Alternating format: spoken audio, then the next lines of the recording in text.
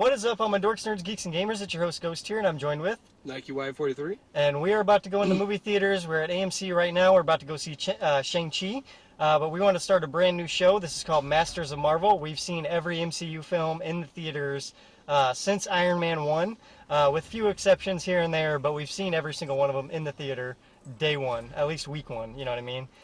So we know a lot about the Marvel movies and where they're going to take the franchises and what kind of direction we think they're going to go. So I figured we'd get together and we talk about Shang-Chi that we're about to go see right now, and how we think it's going to play out, and we'll come back afterwards and record our reactions and tell you how it played out, if it was right or wrong, and if our guesses are correct or not. So do you want to go first or should I go?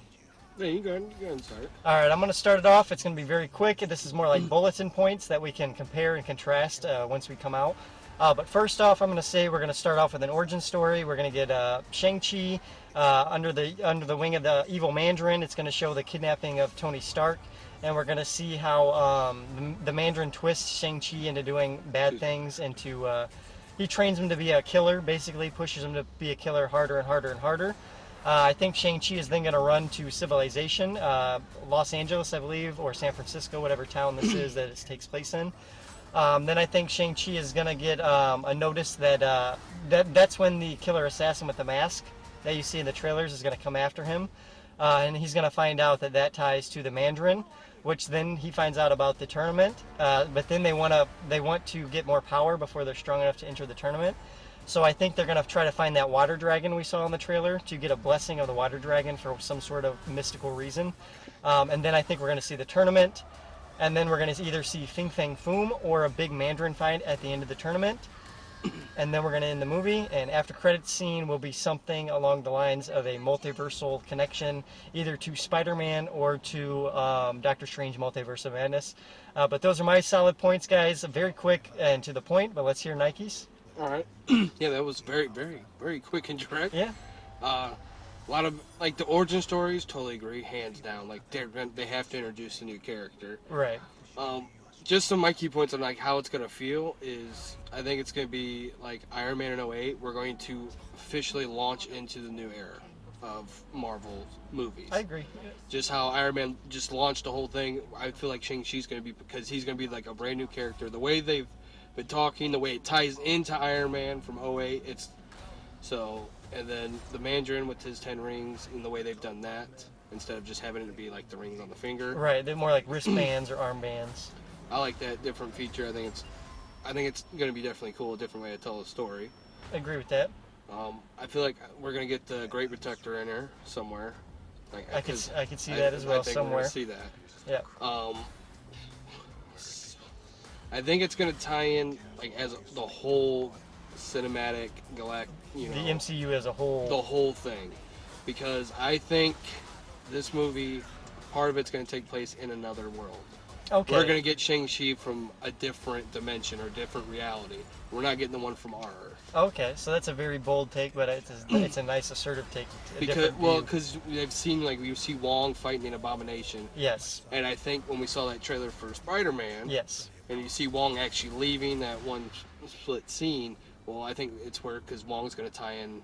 He's going to tie in the Doctor Strange the Spider-Man movie. Yes, right the there. Spider-Man and then Doctor Strange and all that. I agree with that. That's how I think they're going to do it. Alrighty. That's my take. It's bold. So. Any other points you want to add? Anything else? No. Okay, well that's our take. That is our take on it, guys. Hope you guys enjoyed this. We're going to come back after the movie. We're about to head in right now, go see it, and then we'll tell you if our points matched up. And also stay tuned to a Dorks and Movie Minute episode where I will be covering my review of Shang-Chi and everything I actually thought of it in detail and in depth. So until then, stay tuned for that. But I'll see you guys here in a few once we finish the movie. See ya. What is up, guys? We are back from watching Shang-Chi. Unfortunately, the audio, I did not capture the audio, so you did not get a response of us coming directly out of the theaters. So I will try better next time when Venom 2, Let There Be Carnage comes out. I will get the audio for that, so you will have part 2 of that episode all within one setting. I apologize for that. But our thoughts on Shang-Chi I wasn't a huge fan of it. I thought it was a good single Marvel movie. It was decent. It did the story they were trying to tell. But to me, it felt like a simple origin story, the way they've kind of always felt. And all of our theories were basically wrong, but not 100% wrong. We were both right in some factions. It is a multiversal film. They do go to Shangri-La, which is a multiverse area, which is not a part of our universe, where there is mystical creatures and stuff like that.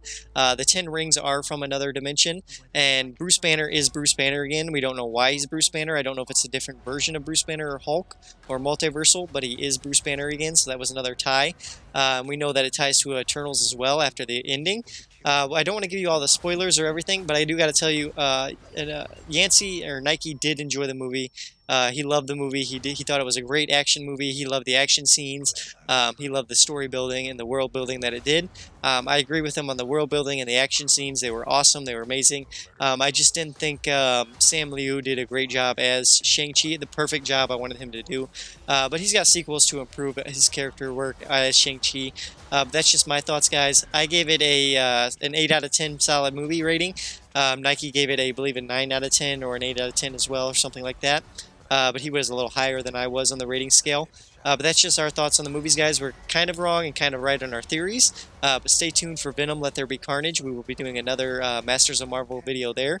But yeah, that's just our thoughts on Shang-Chi. I hope you guys enjoyed. Make sure you like, subscribe, and share if you want to see more episodes of Masters of Marvel. If you want to see our thoughts on these Marvel movies as we watch them and come out of the theaters and give our fresh thoughts on them. I apologize again for the sound not being there for this one, but I will get it for episode 2 and 3 and future episodes. But I've been your host, Ghost. Make sure you like, subscribe, and share. And until next time, guys, adios.